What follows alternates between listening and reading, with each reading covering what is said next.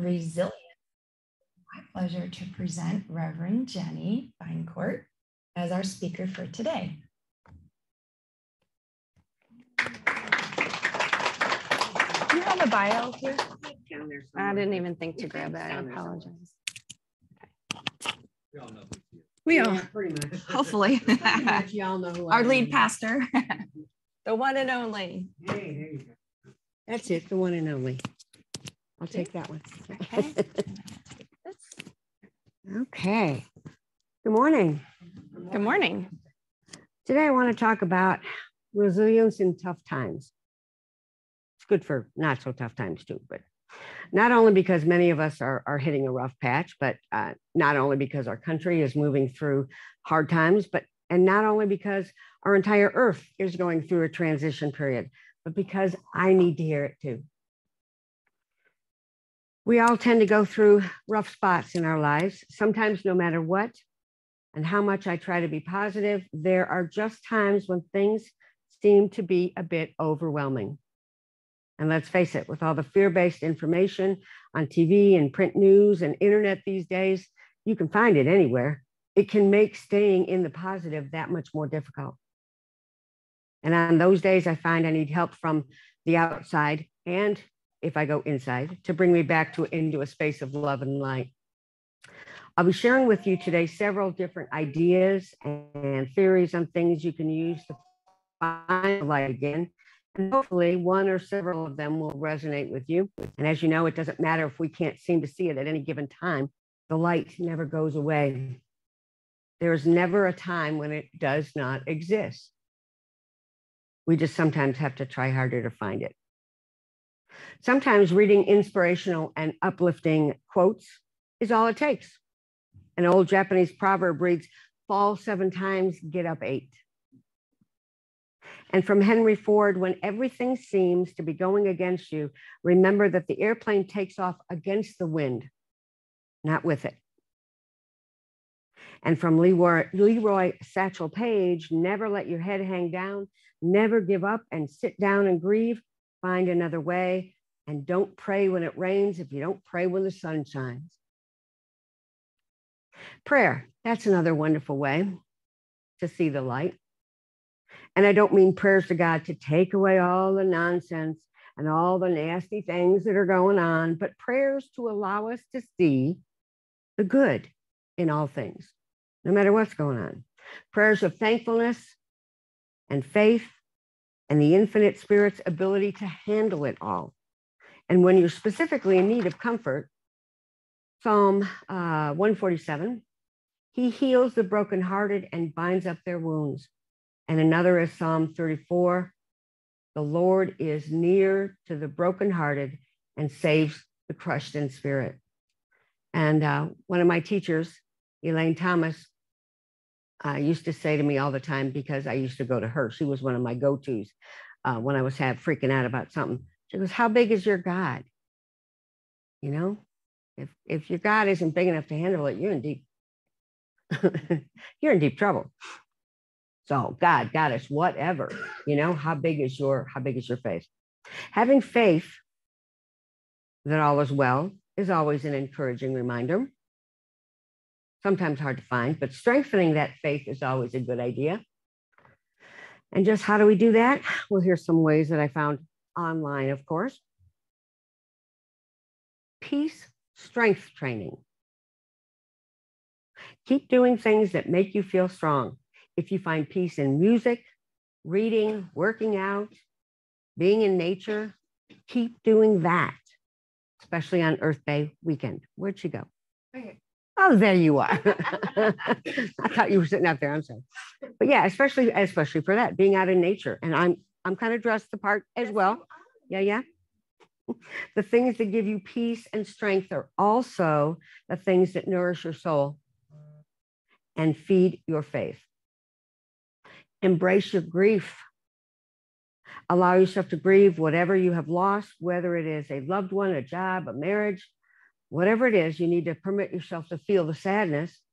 To change your condition, you must first acknowledge your reality, and whether that's, grief at that moment, name it, call it out, weep it out. Be patient Not one of my fortes. Be patient with uncertainty. Really not one of my fortes. The only certainty we have is that there is a purpose for us and that we live in the light of the divine. That's pretty much it.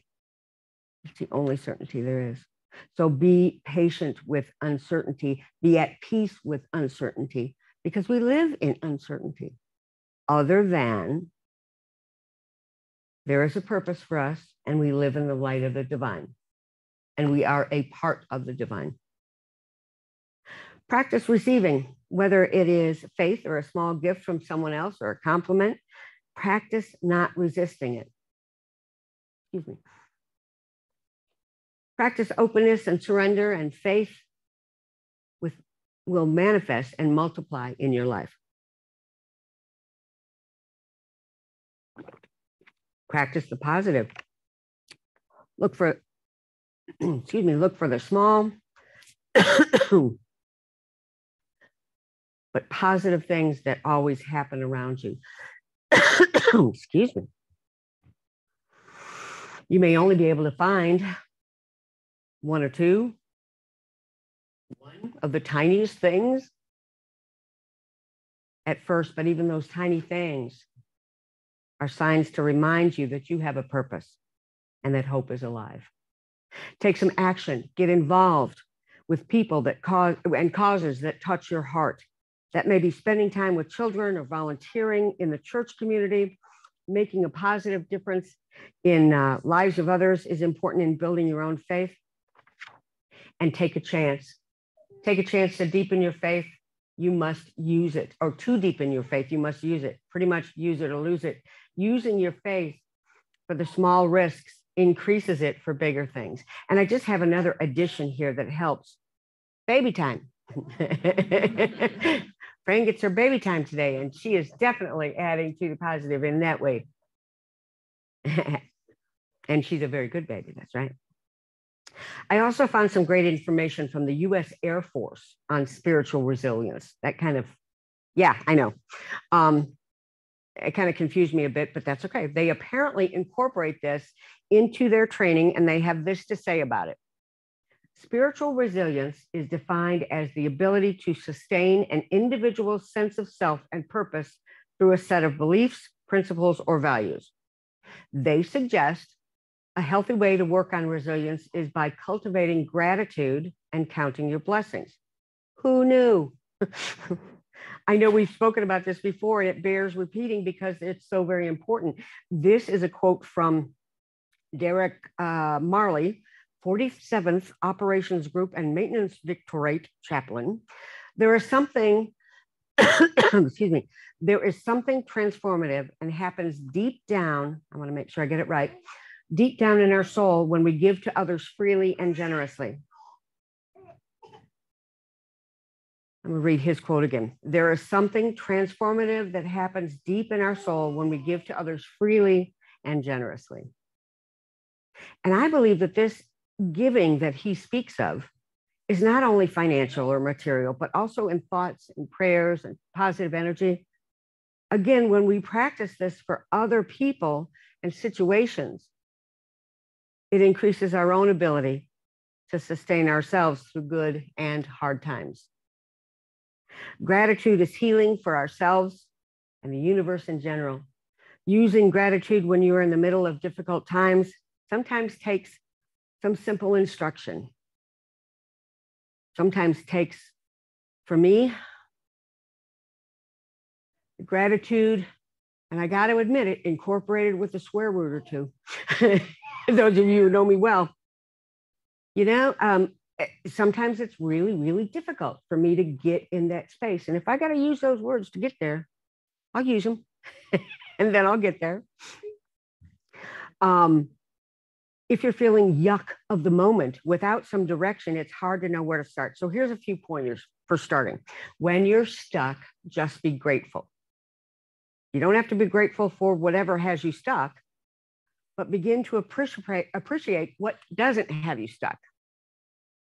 And what I mean is, if I find myself stuck and beginning to wallow in the muck, it's really hard to find anything outside of that mess. So if I look to my right or my left, and something that's pretty, or I love the color of your jacket, Cindy, and oh, the baby, and yeah. Or something that brings a fond memory. It doesn't matter how small it is. Just notice one thing that isn't the muck and appreciate it. And once you start there, you keep looking around for another small thing and you work from there. Repeat a single positive word for a short period of time. And it's not that swear word, I'm sorry. It's a positive word. Repeat it over a short period of time. Positive words like peace or love or kindness or compassion actually alter your genes and alter the cells and strengthen areas in our frontal lobes. This helps to propel the motivational centers of the brain into action. Remember those in your life that have helped you along the way. And this simple act of remembering can cultivate gratitude in your life.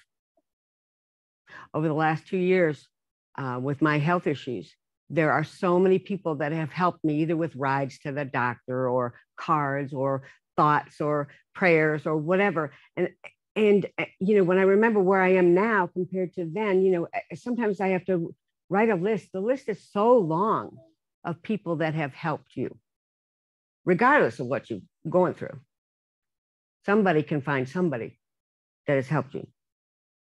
Write some thank you letters, actually pen to paper, not a text, not an email, but actually pen to paper and write some thank you letters. To those you've received material gifts, those you've received material gifts from, or the act of, or have helped you along through the muck, the act of actually writing the letters makes an impact on the life of the receiver as well as you, because you've taken the time to actually write it. And your energy, it takes long, in my opinion, it takes longer to write it than even to type it or text it. So your energy of thankfulness and gratitude is being put into that paper. And as you've heard before, a gratitude journal, of course, is another way to keep this going in your life. Try to jot things down daily that you appreciate, even if it's just the pretty color of the ink pen that is sitting to your right on your desk when you're feeling stuck in the muck. Not all of these things need to be done at one time, and there are a gazillion other ways to practice gratitude, but that should give you a start. So back to resilience. Resilience can be the process of adapting well in the face of adversity, trauma, tragedy, threats, or significant stress. It means bouncing back from difficult experiences. Being resilient does not mean that you don't experience the distress. Resiliency is not a trait that you either have or you don't have. It involves behaviors, thoughts, and actions that can be learned and developed in any of us.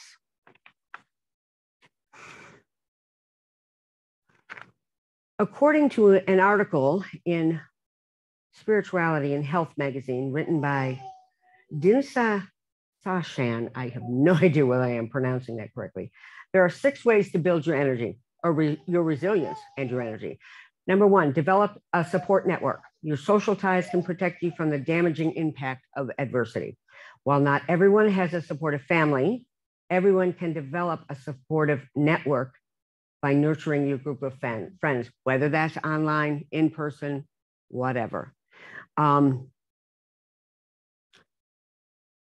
out to dinner once a week, maybe not, or to an event to avoid staying home. Get yourself out of your comfort zone. Surrounding yourself with positive people will help you bounce back from adversity, from setbacks. Number 2, find meaning. Care about the world around you, volunteering and helping others for a cause that is near and dear to your heart and values that can help build your resiliency. Giving to others is frequently the path for this, to receive support during difficult times. This year, we're doing the Angels in Action program, where every few months we're, supporting a different community something. and volunteering for that. And I believe that's going to help us as well as a community and individually, I believe. Number 3, shift your reference point. When the going gets tough, people start to suffer from why me syndrome. I don't do it as often anymore, but every once in a while it pops in. So many people get hung up on trying to understand why it's happening, that they develop patterns rooted in anger and depression. Focus instead on how you can cope with the situation. Think solutions, not problems. Or don't even think the problems. Number 4, develop perspective. Are you sure your situation is really that devastating? Maybe not. We usually tend to exaggerate when something goes wrong, calling it life-changing or a disaster when it may not be the case. So and somebody else's disaster might not be your disaster. You know, it depends on how we look at it and who's looking at it. So take a moment and reflect. Try to look at the situation from the outside, even when the situation is truly negative. This way you can see it and see the impact may not go as far into the future or as deep into you as you fear. Number 5, engage in positive self-talk. Negative self-talk like, oh, this is the end of my career, or I'm going to die, comes to you naturally when you're going through a tough time. Try instead to say positive things to yourself, such as, let me be open to new possibilities, and I'm open and receptive to a new way of approaching my life. When you shift your self-talk to be more positive and open, your intuition works better in times of crisis. And number 6, find challenges. No adversities in life, try finding new challenges that'll drive you out of your comfort zone. Dealing with new challenges, especially when you are successful, helps develop a sense of mastery, which can make it easier to find control when you're facing tough times in the future. For your adventure sports, give yourself some stress. Try bungee jumping. In the past, I found that affirmations have also helped me stay on track and build my resistance. But what I'm handing out is something that I give to my students, and I find it applies here as well. If you could, whoopsie, take and pass back. Well, let me give you a few more so you handle this section too. Thank you. Pardon me. Yeah, thank you. Ooh. Can I have one of those? Thank you. I'll give you mine, Carrie. It's called A Note from the Universe. I believe that was a email program at one time. I don't even know if they're still running, where they would give you daily notes of positivity. For every unexpected bump, turn, or squiggle on the path of life, you pretty much have 2 choices. Accept it as if you yourself had meticulously planned it, and as if you're being watched by 10,000 cheering angels who love you so much you're pretty much all they ever sing about. Or accept it, kicking and screaming as if it were some freak accident or random mistake that had befallen you by chance. I know which one I would choose. Love the universe. Hang on. You got a few more? Okay, good. And I'd like to add just a little bit of information from the American Psychological Association's online site concerning resilience. And this, I want to finish out with this as well. But getting help when you need it is, I mean medical help when you need it is crucial in building your resilience. Beyond caring family members and friends, people often find it helpful to turn to self-help and support groups. Such community groups can aid people struggling with hardships, such as the death of a loved one. By sharing information, ideas, and emotions, group participation can assist one another and find comfort in knowing that they're not alone. Books and other publications by people who have successfully managed adverse situations, such as surviving cancer, these stories can motivate readers to find a strategy that might help themselves as well. And online resources, information on the web can be a helpful source of ideas through the quality of information, although the quality of information varies greatly among the sources. But if you need to, if you need to call a doctor, there's a whole lot of online sites these days. And I don't know whether I would trust them or whether I'd go by what's the word I want? Urgent care? No, urgent care. I mean, a friend has been there, and yeah, somebody said that they're okay, rather than But there are still plenty of recommendations. Thank you. That is available, but also because of the last not my last 2 years, I mean the Earth's last 2 years, the state's last 2 years. There's an awful lot of medical help that is out there because we are still doing that re-entering thing. So anyway, it's out there. It's definitely good. Some people need that. A licensed mental health professional can assist people in developing an appropriate strategy for moving forward if none of these things trip your trigger. It is important to get that professional help if you feel like you're unable to function or perform basic activities of daily living as a result of a traumatic event or other stressful life experiences. And as I said before, different life events look different to different people. So don't ever feel like, oh, well, Susie's had that and she went through that and she did just fine doing this, but so why aren't I doing fine? Well, you know what? Because it's different for everybody. And in closing, my hope is that we can all realize that we as a community, the church community, can lean on each other and help build each other up, whether we are experiencing individual difficulties or we find we need help to process and remind ourselves to find the love and the light when the world seems to be in darkness. We need each other. And we need to remember that we are love and light, even when we can't see it. We have each other to show it to us. You can't calm the storm, so stop trying. What you can do is calm yourself. The storm will pass. That's from Wondrous Facebook. Yeah. And I'll leave that with you. Thank you.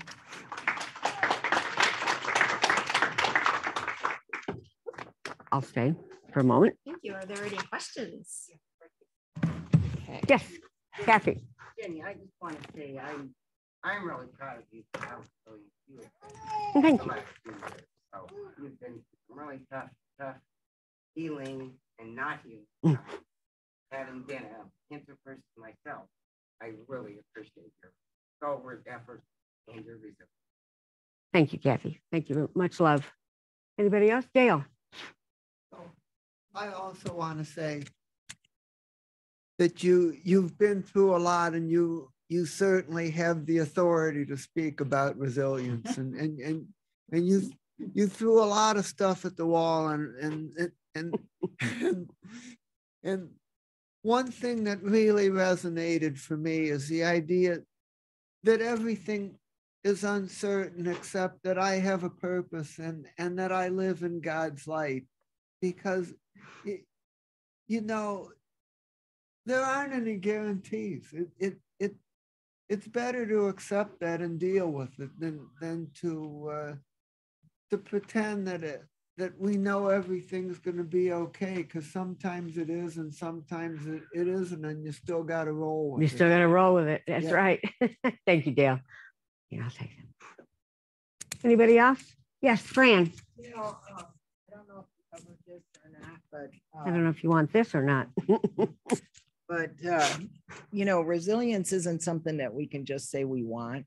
We actually have to work towards it, and you gave us a lot of steps for that, but it also is something that you have to realize that you need. Like a lot of times it's easier for people to not do the work, to just sit back and wallow in the mud, like you said. Yeah, it's definitely easier. That's our first challenge, is that we have to realize that we need to be resilient or we're not going to make it. So. Awesome. Thank you. Not seeing. Anybody else? Oh, got a couple of front rowers. Front rowers. You go. You know, Reverend Jenny, I also really liked when you mentioned that not to compare ourselves to other people, that she went through this and she's fine, because everybody reacts differently to different things. And I think that's important. It is important to keep in mind. Yeah. Thanks for bringing that up. Thank you. And Reverend Cindy? Just real quick, again, this is exactly what I needed to hear today. So I really appreciate all of your examples. You're very authentic with it because, as we've said, you walked a difficult path and here you are. So thank you very, very much. Thank you, Cindy. Thank you all. Yep, I'm done. Oh, water. Oh, yep, coming up. Thank you. Thank you. He called it a lavalier, not a clippy thing. Thank you. Okay, thank you. That was just awesome. Thank you. All right, it is now time